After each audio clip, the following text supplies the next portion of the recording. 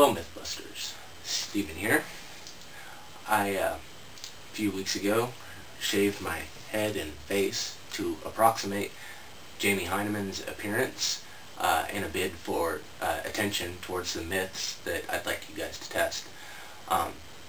Like some of the myths that you've done recently, they're not so much myths as they are concepts and what-ifs. What I would like you to test all involve helicopters, of which I am a fanatic. Some of the things are just for fun, some of them have to do with safety, and one of them has to do with a device that I invented for helicopters and briefly held a patent for. It's now considered an abandoned patent and as such is up for grabs.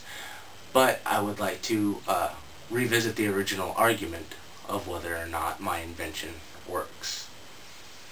Now, the other things I'd like you to investigate are, of course, the safety-related and one just for fun. In the safety-related category, a helicopter like this holds the blades in with the blade grips, and the blade grips are held in by a bolt on the inside. Now, when that bolt fails, or the blade grips fail, or the blades fail, they can swing out of the helicopter and, at high speeds. A buddy of mine was actually hovering a helicopter slightly smaller than this, but indoors, and that exact thing happened, and the blade shot out and stuck into his wall. And after that, he and I were a lot more cautious, but curious to see how that would affect a person if it were to hit. And I thought you could measure at what speed on a helicopter like this a blade flings out and shoot one into some ballistics gel. The other thing in the safety category, as I alluded to in the original video, is the fact that because of electronic technologies, helicopters like this are becoming very reasonable and available. And because of this, they're going to start popping up everywhere. And I think it would be a good thing now, sort of preemptive strike of information about their dangers and the necessity for safety when working with and around these devices. So I would like to see what you could do if you could take a helicopter that size and crash it into a ballistics gel head and perhaps a chest too, to simulate the injuries that one would impact.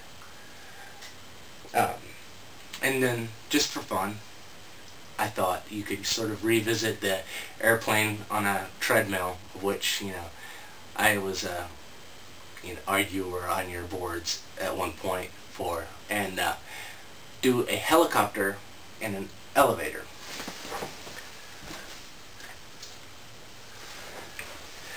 Helicopter this size, easy to fly indoors, virtually harmless.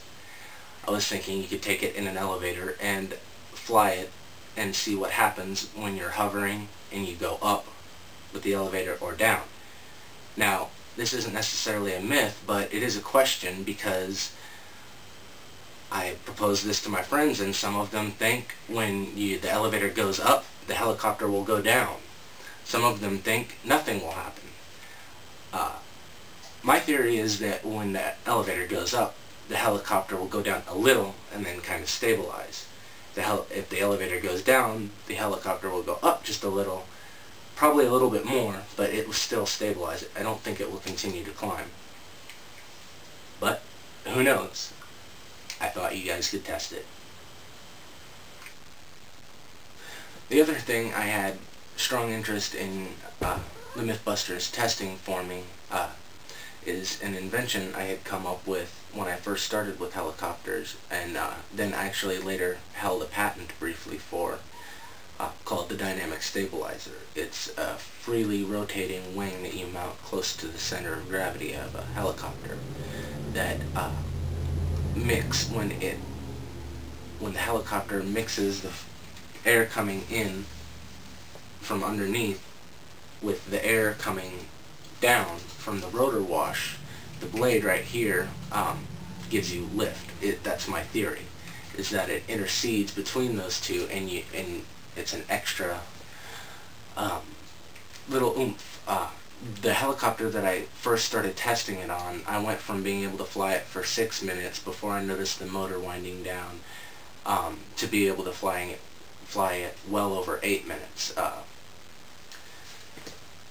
Now that was the extent of my early testing with it. I had hoped to get some voltmeters to prove what voltage the motor was using, to try and figure out whether or not they were making it easier for the helicopter to fly by providing any lift. I was never able to answer that question with my resources, but I'm hoping the Mythbusters can help me with that. More information on the dynamic stabilizers can be found by clicking the links, as well as other people other than myself who have had the design in their hands and have used it.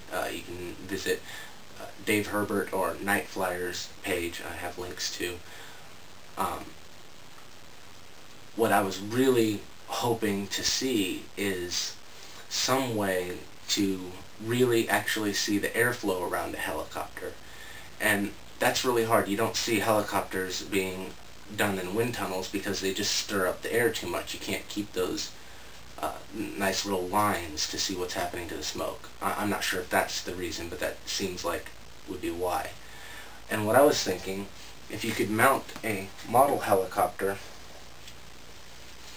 in a sort of wind tunnel and kind of mount it at forward flight angle and have the blades and everything set up so they're spinning just like they would be to maintain forward flight, slight breeze coming in, with a high-speed camera and some glitter thrown into the wind string, you'd be able to follow the individual specks of light as they curved around the airframe, through the blades, past the dynamic stabilizers, and actually really see what they do, if anything at all.